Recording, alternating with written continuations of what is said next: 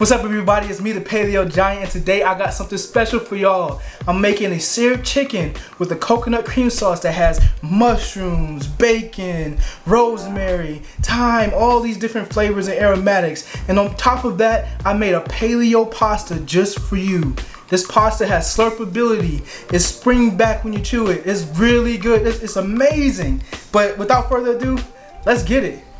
Alright, so here we got a head start on our chicken, which is a boneless, skinless chicken breast. All I did was add salt and pepper, then I seared it in a skillet just to get that beautiful color on it. You do not want to overcook this. You don't want to cook it all the way through because it's going to finish inside the sauce. And we're going to do the same thing with our bacon here. We're going to saute the bacon, get it to where it's about 3/4 of the way finished being cooked. And then we're gonna move on and take that out and then add our onions and mushrooms.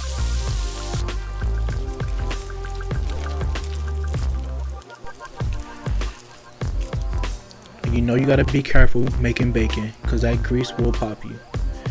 So as you can see, this is about where you want it to be, your bacon to be. Partially cooked, about 3/4 of the way finished, so that it will finish cooking inside of the sauce just like the chicken.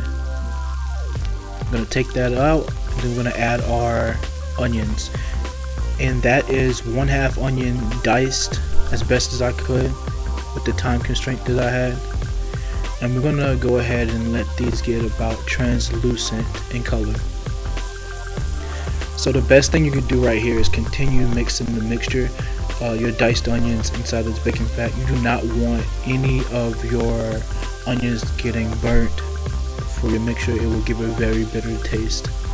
So this is probably the most therapeutic part of cooking this meal because the aroma from the onions and that bacon fat mixing together and rising from that skillet was absolutely immaculate. I cannot explain how good that smells. So this is about the color you want to get to. You could go a little bit darker, but I know that these onions are going to be cooking inside of the sauce also. So this is about where I want it to be. Next, we're going to take about 1/2 to 3/4 of the onions that we cooked out of the pan and add in our mushrooms. And we're going to cook these mushrooms until they get a slightly darker tint than they normally are. And the only reason why we added some of the onions, keeping some of the onions inside the pan, we want the onions and the mushrooms to get a nice flavor together, compound this flavor. And then we're going to add our organic coconut milk. It is completely okay if the coconut milk separates while in the can. You can either shake the can up to help it reincorporate itself, or you can just pour it into your skillet and do as I do here. It works completely fine. Now we're going to go ahead and add our herbs, and if you look closely you can see the color of the cream sauce did darken a bit, and that's a good thing. That means it's deepening in flavor as we add more things to it. Once we incorporate our herbs, we're going to go ahead and add some of the bacon pieces. Pro tip here, keep some of the bacon pieces that we cooked earlier to the side, so after you're done plating you can sprinkle them on top, adding another pop of color. And now that we incorporate the bacon, we're going to go ahead and add our salt, pepper, garlic powder, etc. And we're only going to add about 3/4 of this mixture into the skillet and mix it. Then we're going to taste it, and once you taste it and it tastes good, you can just leave it at that. But if not, it needs more, go ahead and add the rest. I'm going to keep mixing that in to incorporate that flavor all throughout the skillet, not in just one portion of the skillet. So I added a slurry, which is tapioca and water, to my sauce to thicken it up a little bit, and it made the sauce a lot creamier.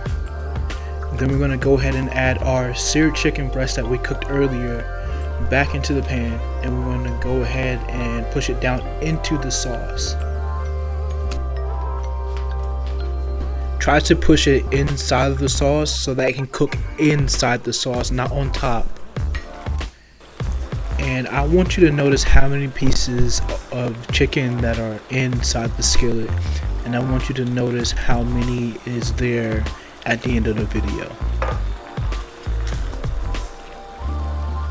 Now make sure you flip these over so that they can cook on both sides, and also that cream sauce can be on both sides. And then you want to take them out before you add your paleo pasta. And that is what I'm doing here. That almost got away from me. Now we're going to take this homemade paleo pasta that I did. I'm going to add it to our sauce, and then we're going to incorporate it into the sauce. That looks amazing. I'll eat that by itself. But the best thing is I don't have to eat it by itself, because we're going to go ahead and add our chicken breast bag. And when you put it in, make sure you push it down into this pasta and the sauce. Then you're going to want to add some chives for color, and also the bacon that you had left over. And just like that, it is done. The meal is so good.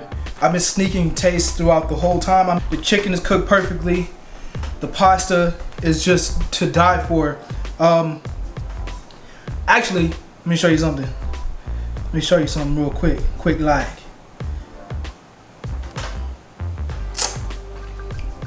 I shouldn't even be digging in it with my fingers, but I'm the only one eating this because my wife doesn't eat paleo. If you like to see videos like this where I try to make things paleo that are not normally paleo, like, comment, and subscribe. But until next time, I'm about to eat.